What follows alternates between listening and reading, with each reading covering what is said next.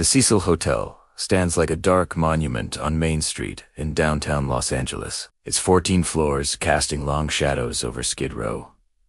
Since opening its doors in 1924, this building has witnessed more death than most morgues. Serial killer Richard Ramirez, the infamous Night Stalker, lived on the 14th floor in 1985.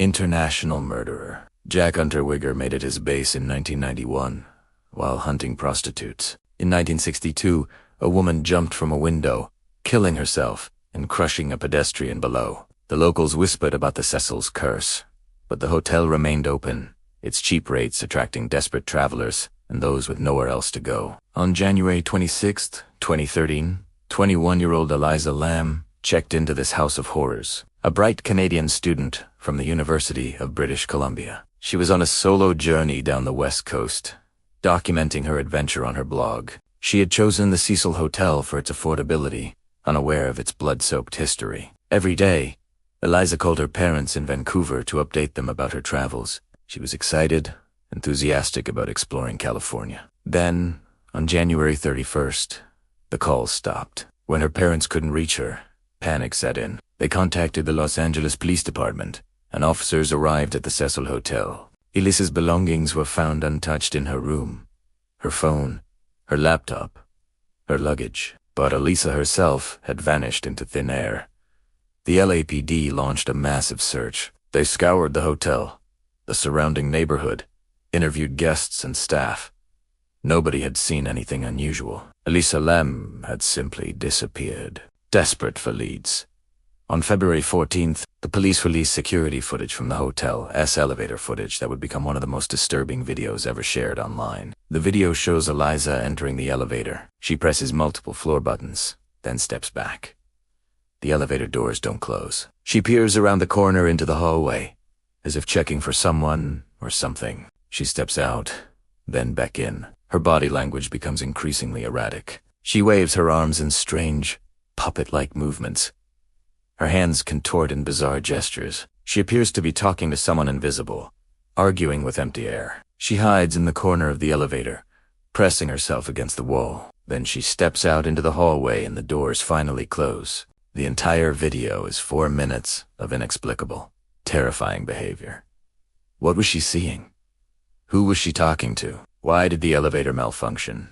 Doors remaining open, as if something was blocking them. Paranormal experts suggested demonic possession. Mental health professionals theorized about psychotic episodes. Internet sleuths obsessed over every frame, creating elaborate theories. But none of this helped find Elisa Lam. She was still missing. Meanwhile, at the Cecil Hotel, guests began complaining about the water. When they turned on their taps, black liquid gushed out for several seconds before running clear. The water pressure was low. Worst of all, the water had a strange, disgusting taste. Sweet, yet rotten, like decaying flowers. Guests reported it tasted funny, horrible, disgusting. The shower was awful. One guest, Sabina Ba, later told reporters, when you turned the tap on, the water was coming black first for 2 seconds, and then it was going back to normal. The tap water tasted horrible. It had a very funny, sweety, disgusting taste. It's a very strange taste. I can barely describe it. For a full week, guests drank this water. They showered in it. They brushed their teeth with it. We never thought anything of it, Boss said. We thought it was just the way it was here. On the morning of February 19th, 2013, a hotel maintenance worker climbed to the roof to investigate the water complaints. The Cecil Hotel's water supply came from 4 large cistern tanks on the roof, each 8 feet tall and 4 feet in diameter. The worker climbed a ladder to peer inside one of the tanks. What he saw would haunt him forever. Floating face up in the dark water was the naked, decomposing body of Elisa Lam. Her skin was bloated and discolored. Her eyes were open, staring at nothing. She had been dead for over 2 weeks, decomposing in the water tank while guests below drank, showered, and brushed their teeth with water that had been circulating past her corpse. The discovery raised more questions than it answered. The rooftop access was locked and alarmed. How did Elisa get there? The water tank's metal hatch was heavy and difficult to open. How did she climb inside? Why was she naked? Her personal belongings were found near the tank, but there was no suicide note, no explanation. The autopsy revealed no signs of physical trauma, no evidence of assault. The toxicology report showed only her prescribed psychiatric medications. The official cause of death was ruled accidental drowning, with bipolar disorder listed as a significant contributing factor. But this explanation satisfied no one. How does someone accidentally drown in a rooftop water tank? The tank opening was small. The water was freezing cold. The tank was difficult to access.